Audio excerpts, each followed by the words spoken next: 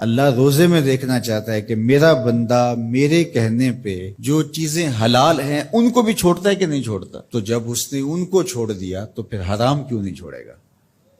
اور جس نے روزے میں حرام بھی نہیں چھوڑا، غیبت بھی نہیں چھوڑی، جھوٹ بھی نہیں چھوڑا، لوگوں کو اذیت دینا بھی نہیں چھوڑا، تلخ رویے بھی ترک نہیں کیے، گالی گلوچ سب و شتم کا مزاج بھی ترک نہیں کیا، لوگوں سے رشوت لینا اور لوگوں کو اذیت دینا بھی ترک نہیں کیا، تو پھر وہ بھوک کاٹ رہا ہے. وہ اللہ کے حکم کی تعمیل نہیں کر رہا ہے، وہ تو کہہ رہا ہے کہ میں تمہارا امتحان لینا چاہتا ہوں، تم حلال بھی چھوڑو گے اور یہ حرام بھی چھوڑنے کے لیے تیار نہیں ہے.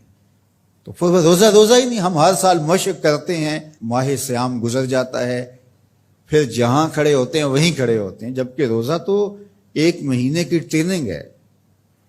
1 مہینے کی ٹریننگ کے بعد ہمارے عیب جھڑ جانے چاہیے، ہمارے گناہ دھل جانے چاہیے، ہمارے اندر کو تقوی کے نور سے مالا مال ہو جانا چاہیے. لیکن ہم نے مشق کی نہیں، ہم کام چور رہے. تو پھر نتیجہ کیا ہوا کہ جہاں کھڑے تھے وہیں رہے.